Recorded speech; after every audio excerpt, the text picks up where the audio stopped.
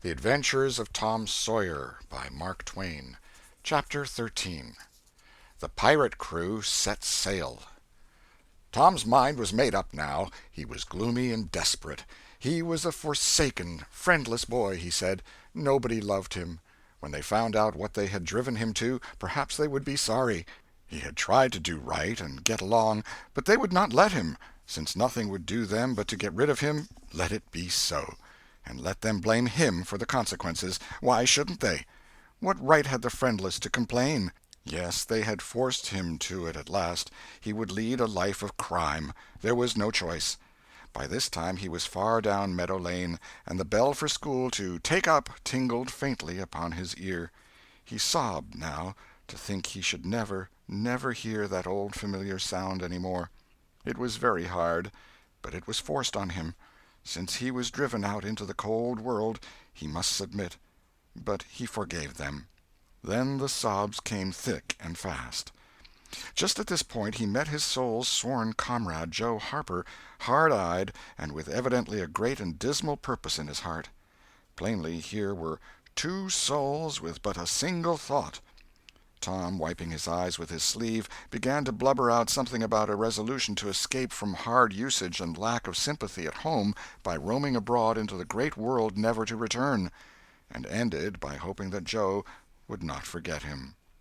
But it transpired that this was a request which Joe had just been going to make of Tom, and had come to hunt him up for that purpose. His mother had whipped him for drinking some cream which he had never tasted and knew nothing about. It was plain that she was tired of him and wished him to go. If she felt that way, there was nothing for him to do but succumb. He hoped she would be happy, and never regret having driven her poor boy out into the unfeeling world to suffer and die. As the two boys walked sorrowing along, they made a new compact to stand by each other and be brothers, and never separate till death relieved them of their troubles. Then they began to lay their plans. Joe was for being a hermit and living on crusts in a remote cave, and dying, sometime, of cold and want and grief. But after listening to Tom, he conceded that there were some conspicuous advantages about a life of crime, and so he consented to be a pirate. 3 miles below St. Petersburg, at a point where the Mississippi River was a trifle over a mile wide, there was a long, narrow, wooded island, with a shallow bar at the head of it, and this offered well as a rendezvous. It was not inhabited. It lay far over towards the further shore, abreast a dense and almost wholly unpeopled forest. So Jackson's Island was chosen. Who were to be the subjects of their piracies was a matter that did not occur to them. Then they hunted up Huckleberry Finn, and he joined them promptly, for all careers were one to him.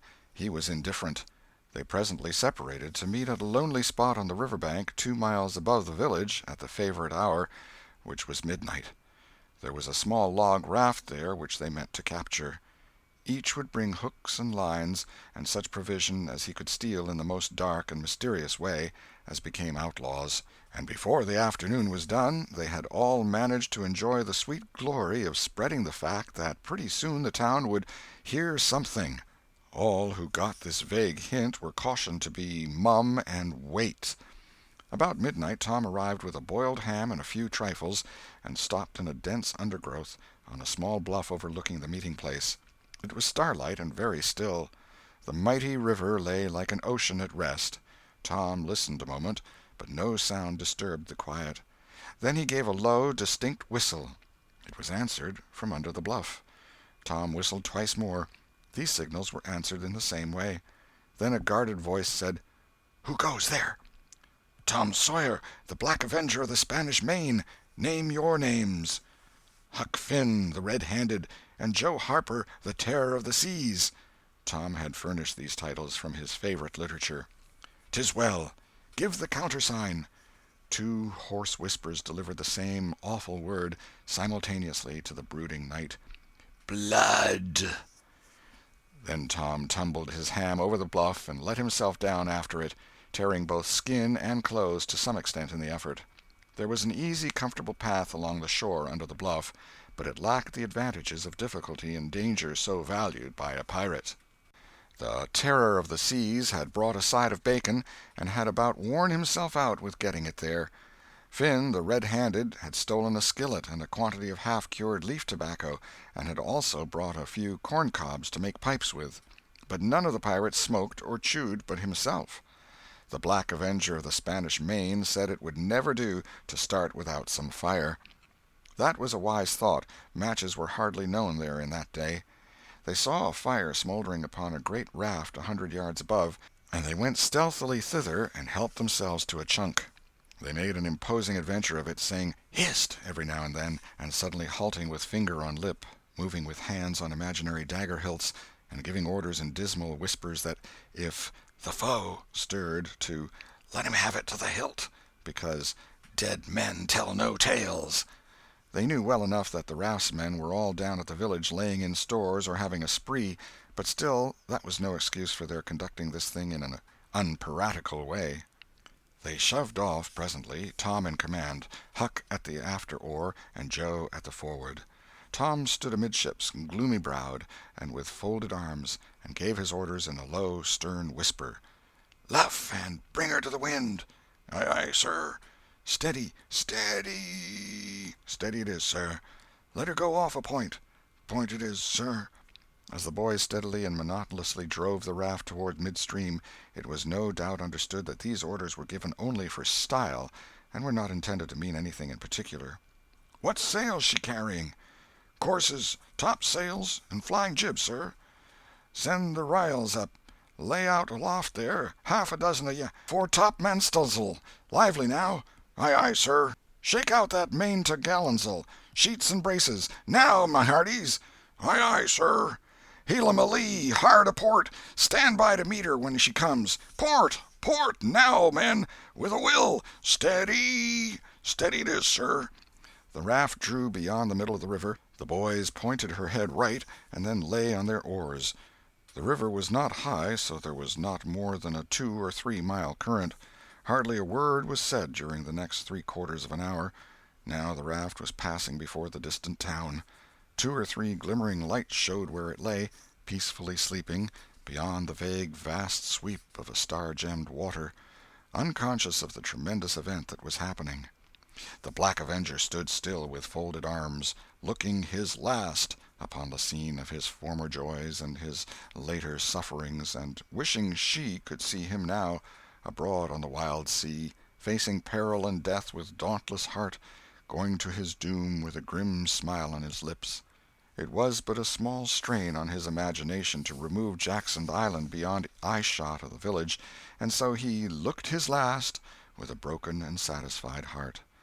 The other pirates were looking their last, too, and they all looked so long that they came near letting the current drift them out of the range of the island, but they discovered the danger in time and made shift to avert it. About 2 o'clock in the morning the raft grounded on the bar 200 yards above the head of the island, and they waded back and forth until they had landed their freight. Part of the little raft's belongings consisted of an old sail, and this they spread over a nook in the bushes for a tent to shelter their provisions, but they themselves would sleep in the open air in good weather, as became outlaws. They built a fire against the side of a great log 20 or 30 steps within the somber depths of the forest, and then cooked some bacon in the frying-pan for supper, and used up half of the corn-pone stock they had brought. It seemed glorious sport to be feasting in that wild, free way in the virgin forest of an unexplored and uninhabited island, far from the haunts of men, and they said they never would return to civilization.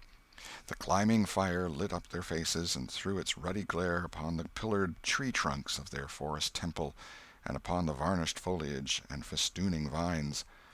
When the last crisp slice of bacon was gone, and the last allowance of corn-pone devoured, the boys stretched themselves out on the grass, filled with contentment. They could have found a cooler place, but they would not deny themselves such a romantic feature as the roasting campfire. "Ain't it gay?" said Joe. "It's nuts," said Tom. "What would the boys say if they could see us?" "Say? Well, they'd just die to be here. Hey, Hucky?" "I reckon so," said Huckleberry. "Anyways, I'm suited. I don't want nothing better'n this. I don't ever get enough to eat, generally, and here they can't come and pick at a feller and bully-rag him so." "It's just the life for me," said Tom. You don't have to get up mornings, and you don't have to go to school and wash and all that blame foolishness. You see, a pirate don't have to do anything, Joe, when he's ashore, but a hermit, he has to be a praying considerable, and then he don't have any fun, anyway, all by himself that way." "Oh, yes, that's so," said Joe, "but I hadn't thought much about it, you know. I'd a good deal rather be a pirate, now that I've tried it."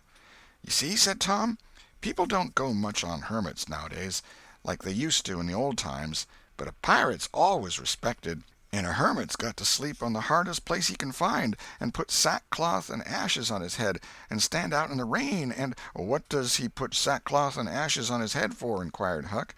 "I don't know, but they's got to do it. Hermits always do.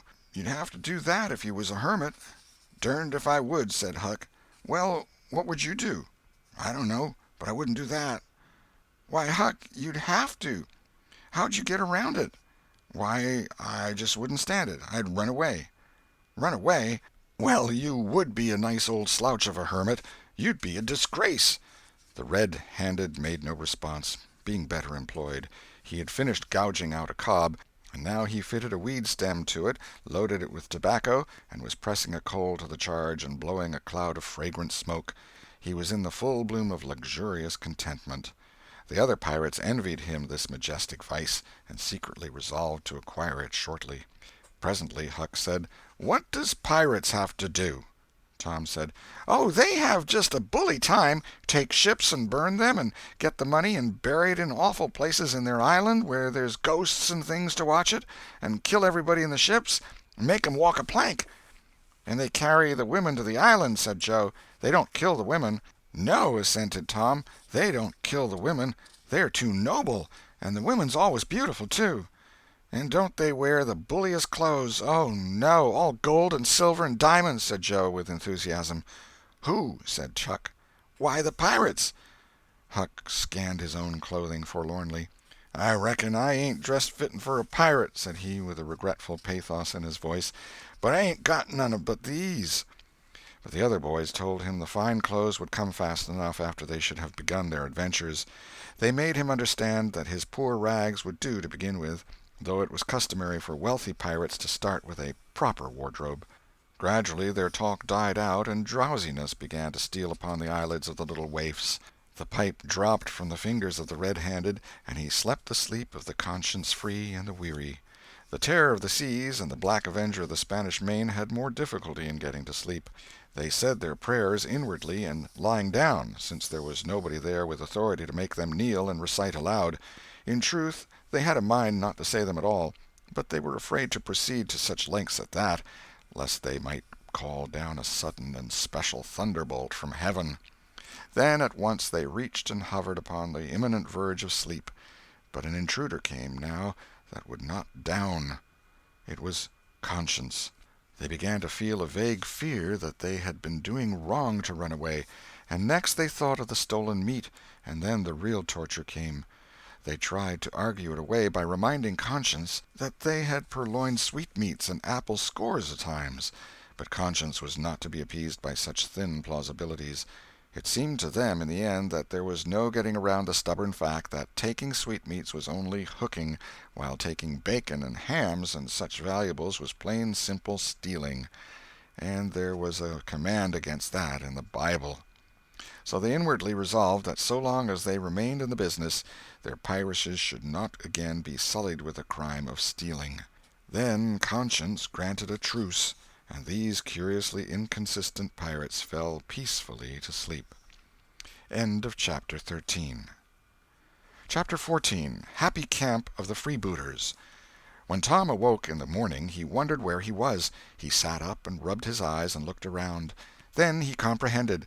It was the cool, gray dawn, and there was a delicious sense of repose and peace in the deep, pervading calm and silence of the woods. Not a leaf stirred, not a sound obtruded upon great Nature's meditation. Beaded dewdrops stood upon the leaves and grasses, a white layer of ashes covered the fire, and a thin blue breath of smoke rose straight into the air. Joe and Huck still slept. Now, far away in the woods, a bird called. Another answered. Presently the hammering of a woodpecker was heard. Gradually the cool, dim gray of the morning whitened, and as gradually sounds multiplied and life manifested itself. The marvel of nature shaking off sleep and going to work unfolded itself to the musing boy. A little green worm came crawling over a dewy leaf, lifting two-thirds of his body into the air from time to time and sniffing around, then proceeding again, for he was measuring, Tom said, and when the worm approached him of its own accord, he sat as still as a stone, with his hopes rising and falling by turns, as the creature still came toward him or seemed inclined to go elsewhere.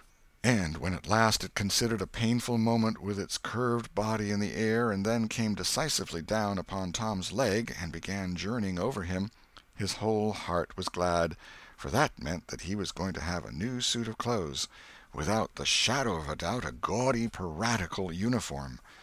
Now a procession of ants appeared, from nowhere in particular, and went about their labors. One struggled manfully by with a dead spider 5 times as big as itself in its arms, and lugged it straight up a tree trunk. A brown-spotted ladybug climbed the dizzy height of a grass-blade, and Tom bent down close to it and said, "Ladybug, ladybug, fly away home. Your house is on fire, your children's alone." And she took wing and went off to see about it, which did not surprise the boy, for he knew of old that this insect was credulous about conflagrations, and he had practised upon its simplicity more than once. A tumblebug came next, heaving sturdily at its ball, and Tom touched the creature to see it shut its legs against its body and pretend to be dead. The birds were fairly rioting by this time. A catbird, the northern mocker, lit in a tree over Tom's head, and trilled out her imitations of her neighbors in a rapture of enjoyment. Then a shrill jay swept down, a flash of blue flame, and stopped on a twig almost within the boy's reach, cocked his head to one side and eyed the strangers with a consuming curiosity. A gray squirrel and a big fellow of the fox kind came scurrying along, sitting up at intervals to inspect and chatter at the boys, for the wild things had probably never seen a human being before and scarcely knew whether to be afraid or not. All nature was wide awake and stirring now.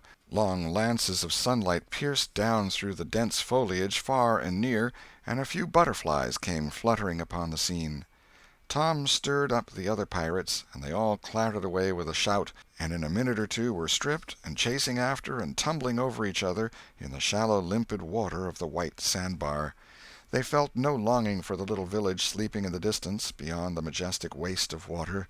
A vagrant current, or a slight rise in the river, had carried off their raft, but this only gratified them, since its going was something like burning the bridge between them and civilization. They came back to camp wonderfully refreshed, glad-hearted, and ravenous, and they soon had the campfire blazing up again.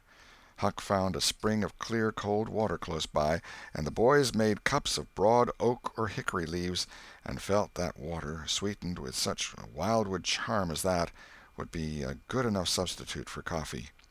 While Joe was slicing bacon for breakfast, Tom and Huck asked him to hold on a minute. They stepped to a promising nook in the river bank and threw in their lines. Almost immediately they had reward. Joe had not had time to get impatient before they were back again with some handsome bass, a couple of sun perch, and a small catfish, provisions enough for quite a family. They fried the fish with the bacon, and were astonished, for no fish had ever seemed so delicious before. They did not know that the quicker a fresh-water fish is on the fire after it is caught the better he is, and they reflected little upon what a sauce open-air sleeping, open-air exercise, bathing, and a large ingredient of hunger makes, too. They lay around in the shade after breakfast while Huck had a smoke, and then went off through the woods on an exploring expedition.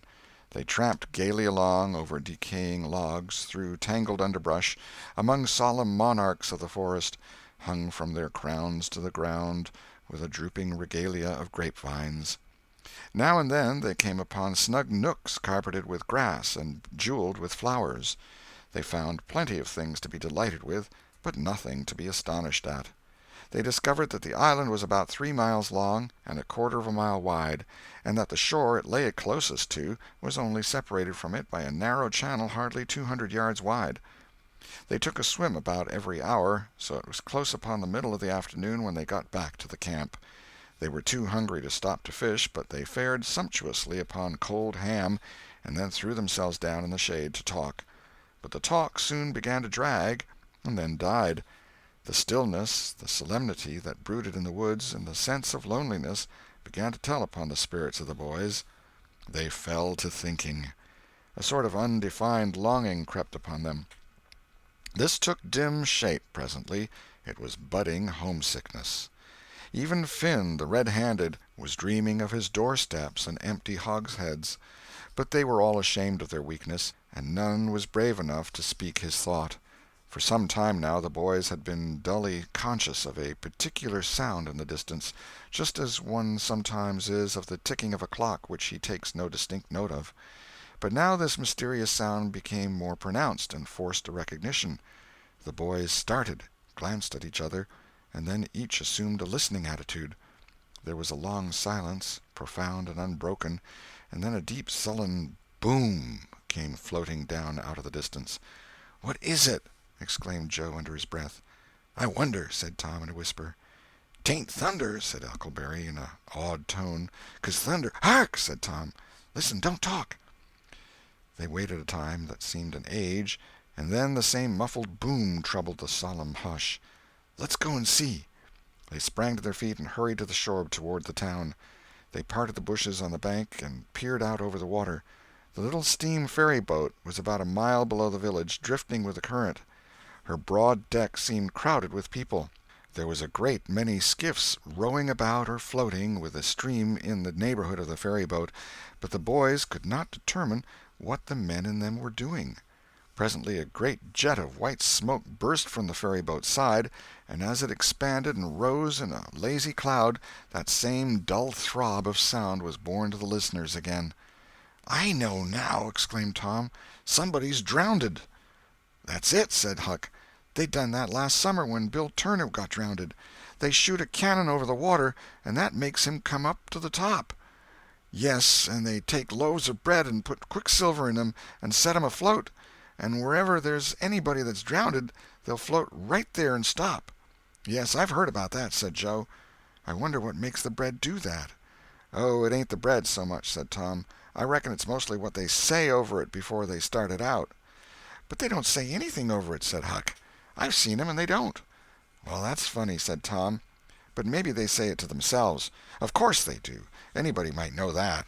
The other boys agreed that there was reason in what Tom said, because an ignorant lump of bread uninstructed by an incantation could not be expected to act very intelligently when sent upon an errand of such gravity. "By jings, I wish I was over there now," said Joe. "I do too," said Huck. "I'd give heaps to know who it is." The boys still listened and watched. Presently a revealing thought flashed through Tom's mind, and he exclaimed, "Boys, I know who's drownded. It's us!" They felt like heroes in an instant. Here was a gorgeous triumph. They were missed. They were mourned. Hearts were breaking on their account. Tears were being shed. Accusing memories of unkindness to these poor lost lads were rising up, and unavailing regrets and remorse were being indulged. And best of all, the departed were the talk of the whole town, and the envy of all the boys, as far as this dazzling notoriety was concerned. This was fine. It was worth while to be a pirate after all. As twilight drew on, the ferry-boat went back to her accustomed business, and the skiffs disappeared. The pirates returned to camp. They were jubilant with vanity over their new grandeur and the illustrious trouble they were making. They caught fish, cooked supper and ate it, and then fell to guessing at what the village was thinking and saying about them, and the pictures they drew of the public distress on their account were gratifying to look upon from their point of view. But when the shadows of night closed them in, they gradually ceased to talk, and sat gazing into the fire, with their minds evidently wandering elsewhere. The excitement was gone, now, and Tom and Joe could not keep back thoughts of certain persons at home who were not enjoying this fine frolic as much as they were. Misgivings came. They grew troubled and unhappy. A sigh or two escaped unawares. By and by Joe timidly ventured upon a roundabout feeler as to how the others might look upon a return to civilization. Not right now, but— Tom withered him with derision. Huck, being uncommitted as yet, joined in with Tom, and the waverer quickly "explained," and was glad to get out of the scrape with as little taint of chicken-hearted homesickness clinging to his garments as he could. Mutiny was effectually laid to rest for the moment. As the night deepened, Huck began to nod, and presently to snore. Joe followed next. Tom lay upon his elbow motionless for some time, watching the two intently. At last he got up cautiously on his knees and went searching among the grass and the flickering reflections flung by the camp-fire. He picked up and inspected several large semi-cylinders of the thin white bark of a sycamore, and finally chose two which seemed to suit him. Then he knelt by the fire and painfully wrote something upon each of these with his red keel. One he rolled up and put in his jacket pocket, and the other he put in Joe's hat and removed it to a little distance from the owner. And he also put into the hat certain schoolboy treasures of almost inestimable value, among them a lump of chalk, an india-rubber ball, 3 fish-hooks, and one of that kind of marbles known as the sure-enough crystal. Then he tiptoed his way cautiously among the trees till he felt that he was out of hearing, and straightway broke into a keen run in the direction of the sandbar. End of Chapter 14. Chapter 15. Tom's Stealthy Visit Home. A few minutes later Tom was in the shoal water of the bar, wading toward the Illinois shore. Before the depth reached his middle he was halfway over. The current would permit no more wading now, so he struck out confidently to swim the remaining 100 yards. He swam quartering upstream, but still was swept downward rather faster than he had expected. However, he reached the shore finally, and drifted along till he found a low place and drew himself out. He put his hand on his jacket pocket, found his piece of bark safe, and then struck through the woods, following the shore with streaming garments. Shortly before 10 o'clock he came out into an open place opposite the village, and saw the ferryboat lying in the shadow of the trees and the high bank. Everything was quiet under the blinking stars. He crept down the bank, watching with all his eyes, slipped into the water, swam 3 or 4 strokes, and climbed into the skiff that did yawl duty at the boat's stern. He laid himself down under the thwarts and waited, panting. Presently the cracked bell tapped, and a voice gave the order to "cast off." A minute or two later the skiff's head was standing high up against the boat's swell, and the voyage was begun. Tom felt happy in his success, for he knew it was the boat's last trip for the night. At the end of a long 12 or 15 minutes the wheel stopped, and Tom slipped overboard and swam ashore in the dusk, landing 50 yards downstream, out of danger of possible stragglers. He flew along unfrequented alleys, and shortly found himself at his aunt's back fence. He climbed over, approached the L, and looked in at the sitting-room window, for a light was burning there. There sat Aunt Polly, Sid, Mary, and Joe Harper's mother, grouped together, talking. They were by the bed, and the bed was between them and the door. Tom went to the door and began to softly lift the latch. Then he pressed gently, and the door yielded a crack. He continued pushing cautiously, and quaking every time it creaked, till he judged he might squeeze through on his knees. So he put his head through and began warily. "What makes the candles blow so?" said Aunt Polly. Tom hurried up. "Why, that door's open, I believe. Why, of course it is. No end of strange things now. Go along and shut it, Sid." Tom disappeared under the bed just in time. He lay and breathed himself for a while, then crept to where he could almost touch his aunt's foot. "But as I was saying," said Aunt Polly, "he warn't bad, so to say, only mischievous, only just giddy and harum-scarum, you know. He warn't any more responsible than a colt. He never meant any harm, and he was the best-hearted boy that ever was," and she began to cry. "It was just so with my Joe, always full of his devilment and up to every kind of mischief, but he was just as unselfish and kind as he could be. And laws bless me, to think I went and whipped him for taking that cream, never once recollecting that I throwed it out myself because it was sour, and I never to see him again in this world, never, never, never, poor abused boy." And Mrs. Harper sobbed as if her heart would break. "I hope Tom's better off where he is," said Sid. "But if he'd been better in some ways—" "Sid!" Tom felt the glare of the old lady's eye, though he could not see it. "Not a word against my Tom, now that he's gone. God'll take care of him. Never you trouble yourself, sir. Oh, Mrs. Harper, I don't know how to give him up. I don't know how to give him up. He was such a comfort to me, although he tormented my old heart out of me most. The Lord giveth, and the Lord hath taken away. Blessed be the name of the Lord. But it's so hard, oh, it's so hard. Only last Saturday my Joe busted a firecracker right under my nose, and I knocked him sprawling. Little did I know then how soon. Oh, if it was to do over again, I'd hug him and bless him for it. Yes, yes, yes, I know just how you feel, Mrs. Harper. I know just exactly how you feel. No longer ago than yesterday noon, my Tom took and filled the cat full of painkiller, and I did think the creature would tear the house down. And God forgive me, I cracked Tom's head with my thimble, poor boy, poor dead boy. But he's out of all his troubles now, and the last words I ever heard him say was to reproach. But this memory was too much for the old lady, and she broke entirely down. Tom was snuffling now himself, and more in pity of himself than anybody else. He could hear Mary crying and putting in a kindly word for him from time to time. He began to have a nobler opinion of himself than ever before. Still, he was sufficiently touched by his aunt's grief to long to rush out from under the bed and overwhelm her with joy, and the theatrical gorgeousness of the thing appealed strongly to his nature, too, but he resisted and lay still. He went on listening, and gathered by odds and ends that it was conjectured at first that the boys had got drowned while taking a swim. Then the small raft had been missed.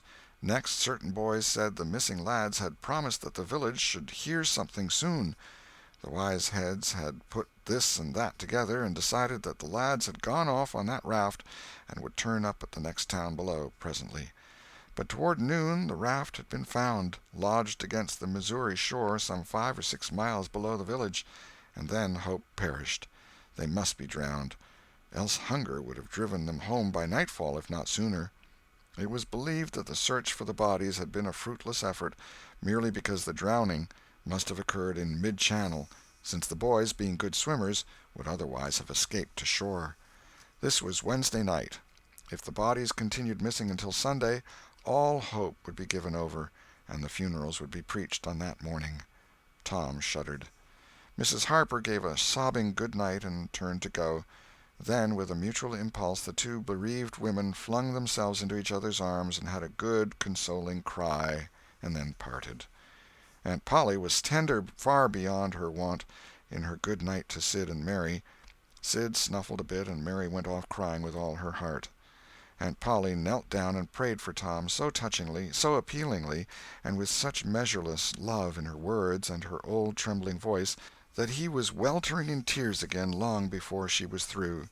He had to keep still long after she went to bed, for she kept making broken-hearted ejaculations from time to time, tossing unrestfully and turning over. But at last she was still, only moaning a little in her sleep. Now the boy stole out, rose gradually from the bedside, shaded the candle-light with his hand, and stood regarding her. His heart was full of pity for her.